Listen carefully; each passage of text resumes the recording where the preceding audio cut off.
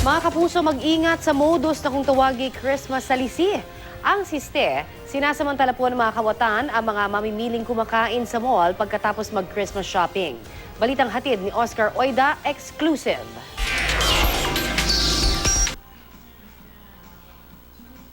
Sa una, aakalain mong pangkaraniwang shopper ang babaeng ito na naghahanap ng maupuan sa food court ng isang mall sa Mandaluyong City.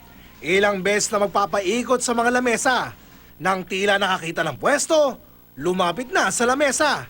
Yun pala, may susungkiting bag ng shopper na abala sa pagkain. Sabay pasimpleng aalis na animoy walang nangyari. Walang kamalay-malay na na-Christmas salisi na pala siya. Wala akong napansing anything. Medyo magulo yung restaurant at that time. May mga dumadaan, ganun. Pero minsan sumisilip-silip ako, nandun pa naman yung bag.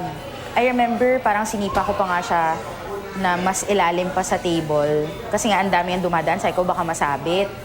Tapos nung magbabayad na ng bill, yun, pagtingin ko, wala na yung bag. Sa isang iglap na tangay sa biktima, ang mamahaling bag, wallet at mga gadget na aabot daw ang halaga sa 60,000 piso. You see these things on TV na hindi mo isipin na mangyayari yun sa'yo, pero nangyari na nga. Modus umano ng Christmas salisi, samantalahin ang gutom at pagkapagod ng mga Christmas shoppers na kadalas ay nagpapahinga sa mga kainan. Karaniwan daw ang mga itsura nito, animoy si Santa sa bait. So, I was expecting someone siguro na yung opportunistic lang talaga na mukhang naghahanap ng bag na nawawala, pero sa itsura niya mukha siyang respetable, maayos yung damit, maayos yung itsura, mukha namang malinis. So parang hindi mo isipin siguro kung napas mo siya. At gaya ni Santa Claus, hindi raw lumalakad ng mag-isa ang mga Christmas salisi. So wala namang ginagawa itong ating mga suspect na to, kundi manmanan din yung mga security officer. At ito, hindi lang basta nag-iisa to, by grupo to. Kung mabibiktima raw ng Christmas salisi, agad i-report sa security ng naturang mall.